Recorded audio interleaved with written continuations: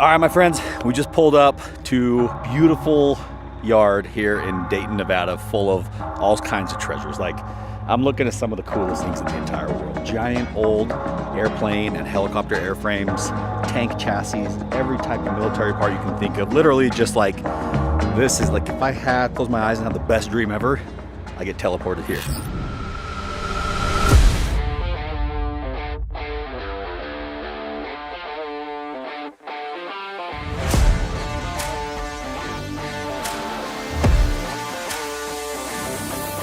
We're back here outside of Carson City, Nevada. You guys remember we came out here last May to take a look at a very large collection of aircraft and military vehicles and all sorts of really cool stuff from our friend Rick.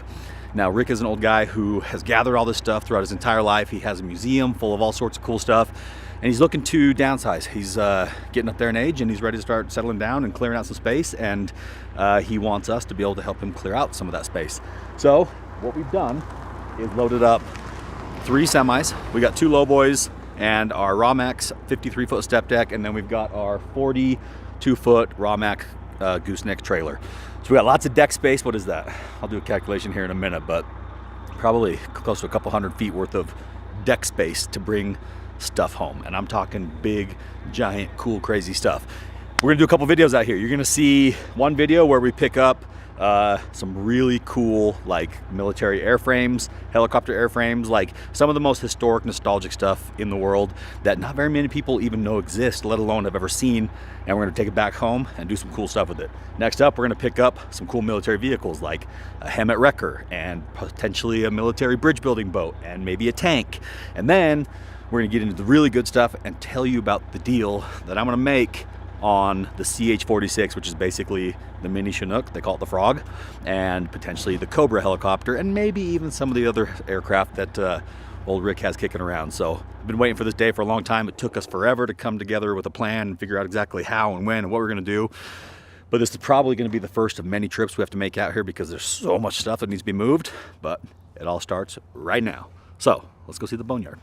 All right, you guys may have noticed that this beautiful Pete is in this video. That beautiful Pete that we gave away, the winner, William Zimmerman out in Virginia. You know, the guy that bought the Hard Work Never Ends t-shirt? He won it, but we worked a deal with him to be able to start making him money with his truck, since he still hasn't picked it up yet, to be able to earn money now. And if you wanna see what that picks up, you're gonna wanna stay tuned to this video and the next one, because it's one of the coolest loads I've ever hauled. The coolest, all right? Stay tuned. Enjoy. Let me know what you think. It's pretty cool, man. There's some treasures in this yard, and some history, and some stories. It's gonna be a good day.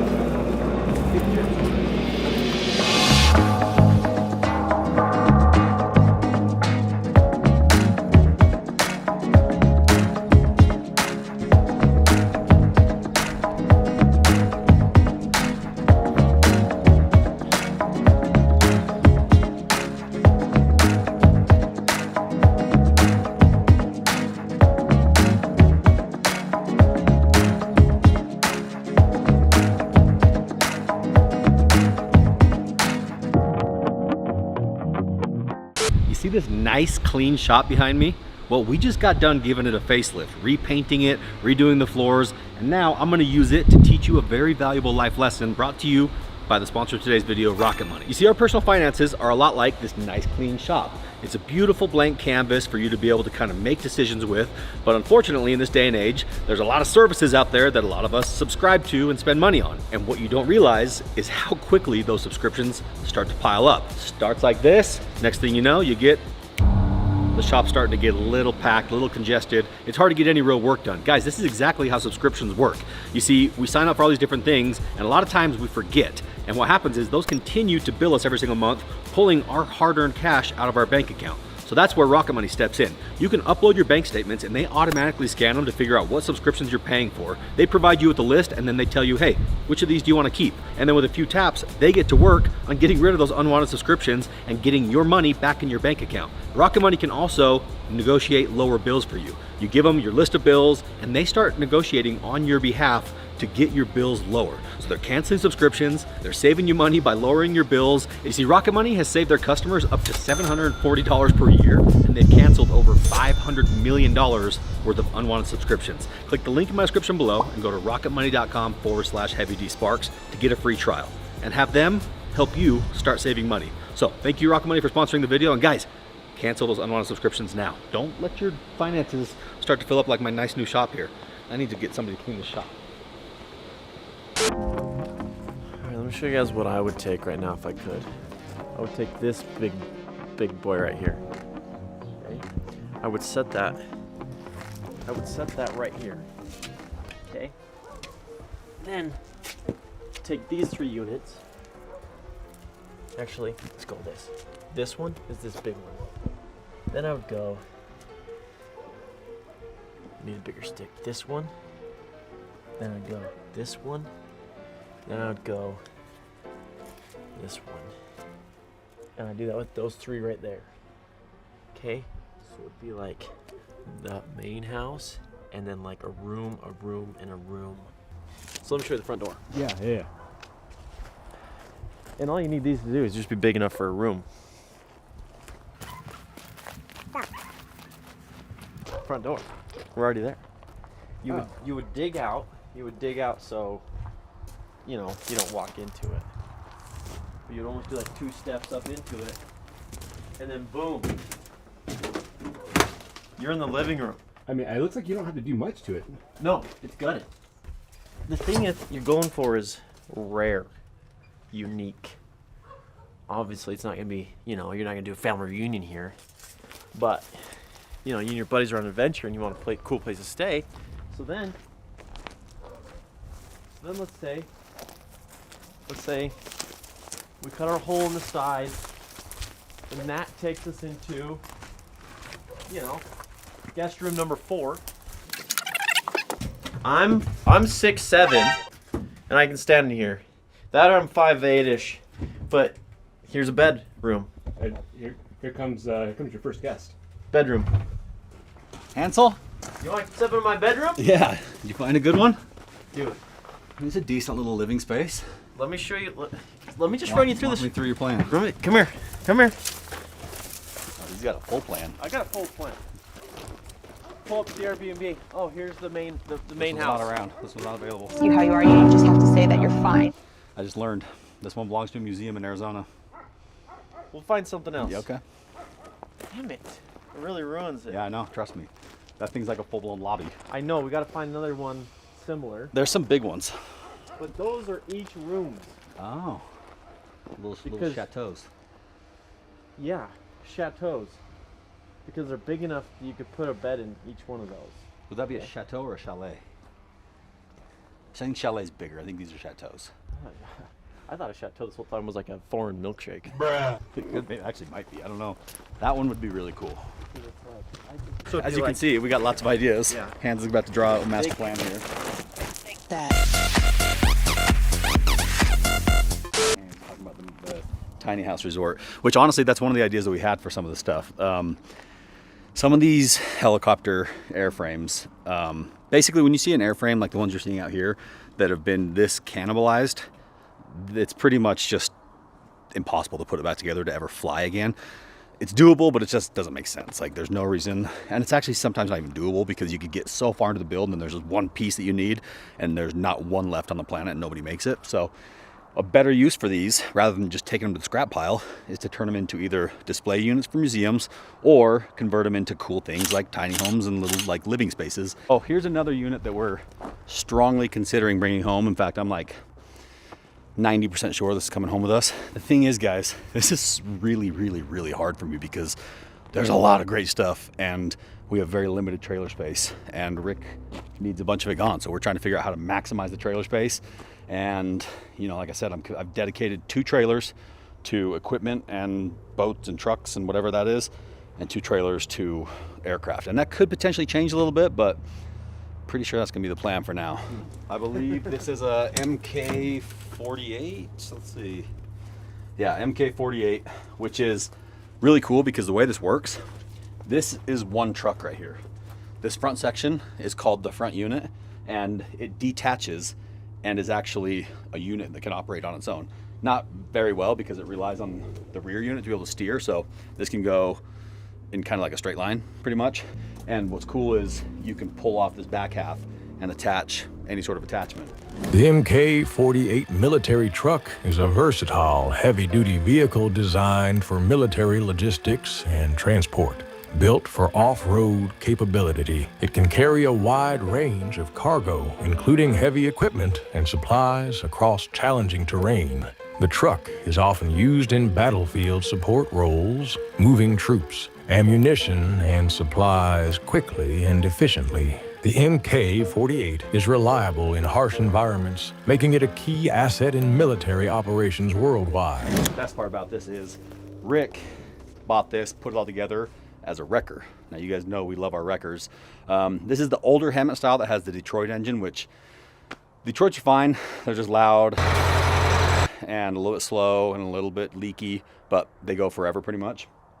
I like the newer ones that have the Cat C15s, but this is still a great, just kind of a, you know, always there, always ready, go recover whatever you want type of recovery rig, because it's got deck space right here. So it's got a knuckle boom crane. You can lift up and recover whatever you want, put it on the deck.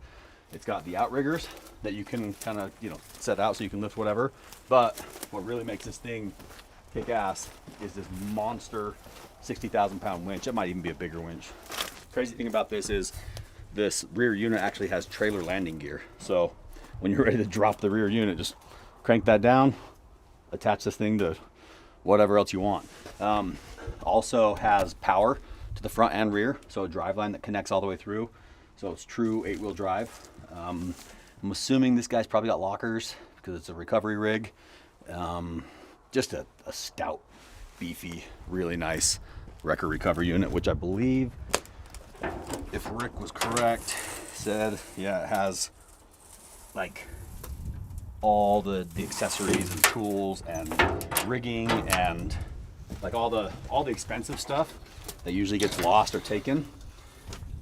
Yeah, this has got a full hydraulic tool center on it. So this thing right here pulls out. This is actually killer for when we go to move those big dead excavators. We could actually hook this straight into the hydraulic system of a dead machine and operate it off of that.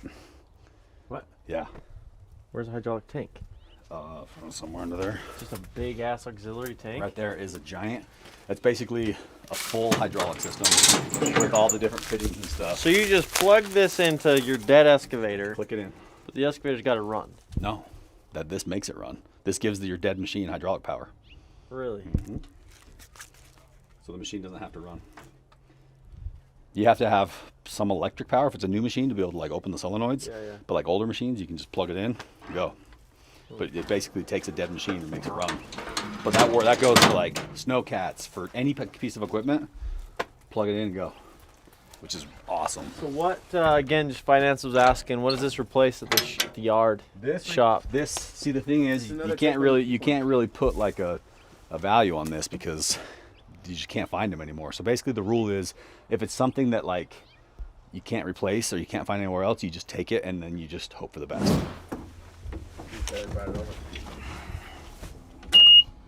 It's a good sign.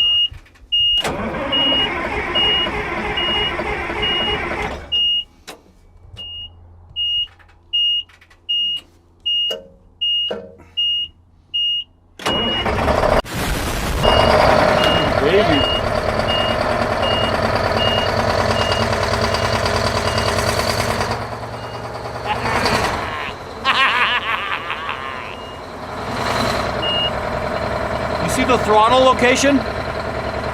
This is designed for shin splints only. Look at the way your foot has to go.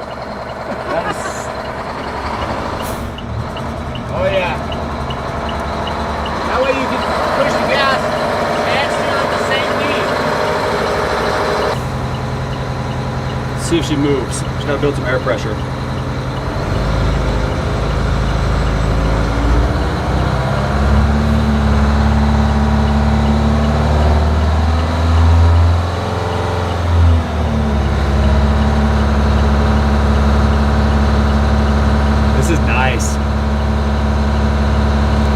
stay away from these older military trucks just because they're more work for us to like keep ready to work all the time, but this thing's pristine.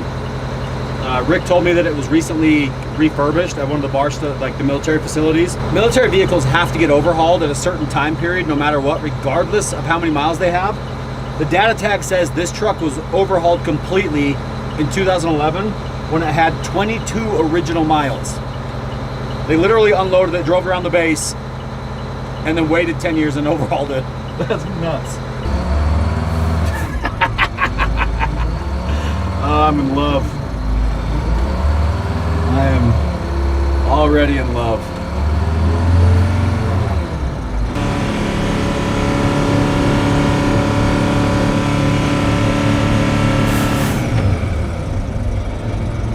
I don't know how fast she goes. I'm gonna find out right here in a minute. Just been sitting in Rick's yard, just waiting for the right person to come along to give it a new home.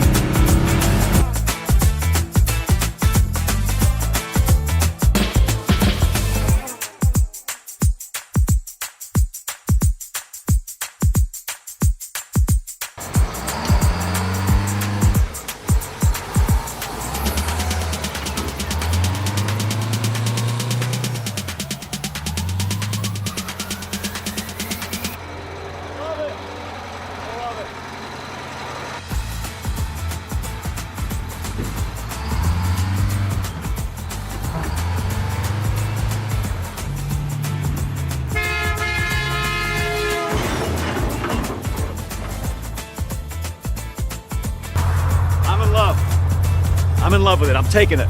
It's coming home with me. She is a sweet running machine. Just does awesome. Everything about it is so sweet. That big winch, 60,000 pound puller, 12,000 pound knuckle boom crane. I mean, it doesn't get better than that. That is like the ultimate off-road logistics and recovery master. Like, I love it. Decision's made. She's coming home. Now I'm gonna get it back to the yard and figure out which trailer to put it on and get it out of here before I end up doing something dumb. Vehicle number one that's taking up trailer space, going on our step deck, is gonna be the MK48 wrecker. It's just too cool not to have. All right, Jaime, we got a plan here. We're gonna load up the Hemet right now, but in order to do that, we need either a loading dock or ramps that are heavy enough to hold that truck. We don't have either of those things right now, but we do have a lowboy, so we're gonna use the lowboy to step up and crawl onto the step deck. Should work out perfect. They're just about the right height. So I'm gonna unload this, disconnect the neck. Hans is gonna grab the step deck and pull in and back up behind me, and we'll just walk it up on there. So you're gonna watch us use a little bit of ingenuity here to build our own little makeshift loading ramp.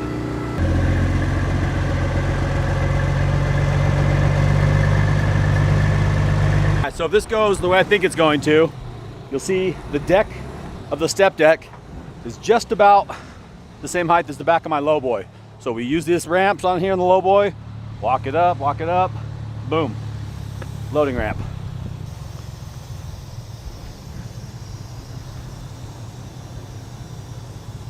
It's gonna be awesome. I think anybody's ever done this before. Whoop. Nice.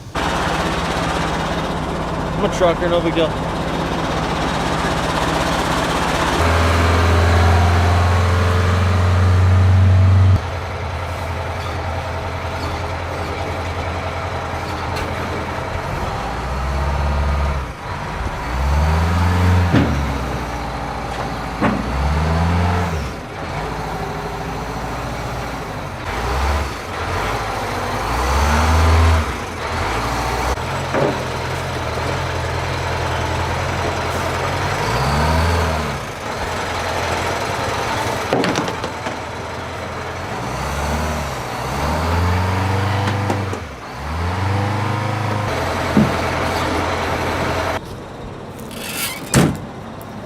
Load.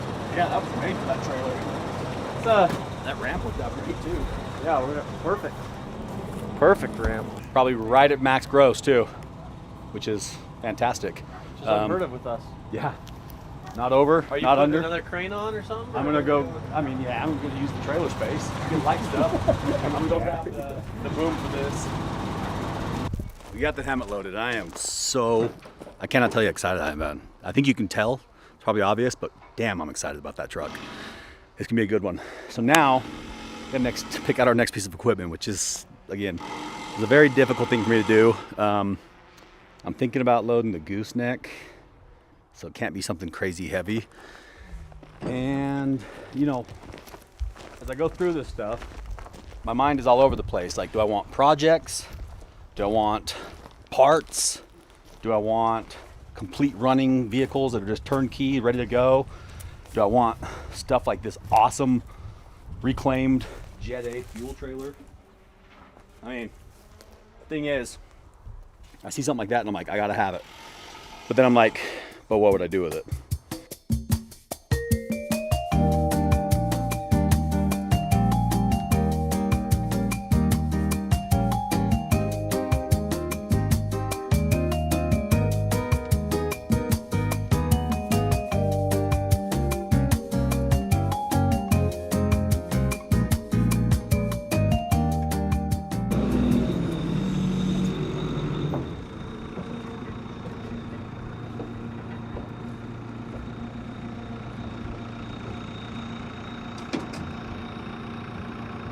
A Mark IV bridge building boat, which is kind of a mini version, but it's the beefed up, souped up version.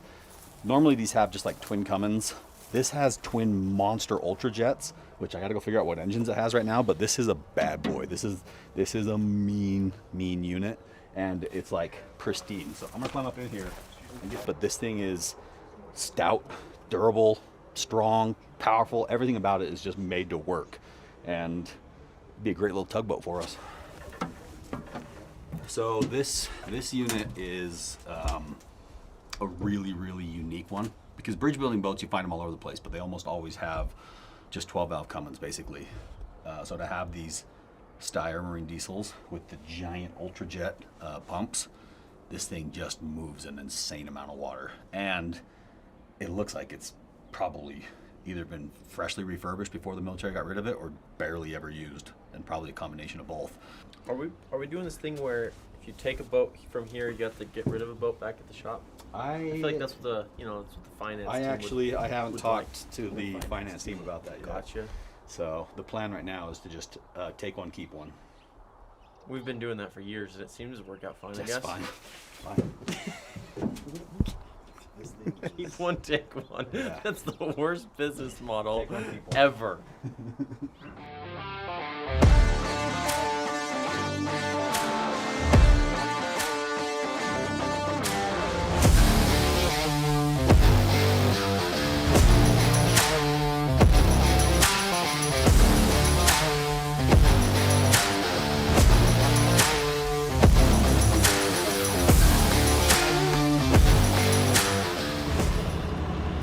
Look, we're cruising, feeling good. This boat is so sick. I want to find the nearest body of water and just dump it in. And the old timers here want to see it. You want to see this thing float. I do. You do. Yeah. You put a lot of blood, sweat, and tears into this thing, and never got to put it in the Never water. got to put it in the water. So Well, we're gonna. just make sure I get to see a video. Oh, we're gonna make that happen for you in honor of you. that fold down. Yep. Just binding on that Okay. band. We need to. Yeah, jiggle we'll pick band that up out and here. jiggle it into place. Fits on this trailer absolutely perfect. This Raw Max 42-foot gooseneck is literally the game changer of all goosenecks. I've tried every gooseneck out there, and Raw Max has just figured it out. They build the best trailer, best function, best features, best durability, best looks. Everything about it is just like the welds on this thing. You're not going to see any garbage welds on these. If some of the other trailers out there, if you look underneath them, you're going to find absolute trash. Raw Max fit and finish is next to none. Like, their quality is insane. The functionality between the tilt deck, the triple axle dualies, everything about the trailer just works damn well. So as you can see, the boat trailer just barely fits on here perfectly. Looks like we got the weight balanced about where we need it. So I'm gonna set it down, we'll strap this thing down, and we got another load ready to go. I hate this, by the way, just so we're clear. I hate this. You hate pulling a trailer with a trailer? Yeah, because that thing's got good tires, everything's legit. That's what we think till 2 in the morning when we're replacing them all. Middle of a snowstorm. It's true. Or a snowstorm.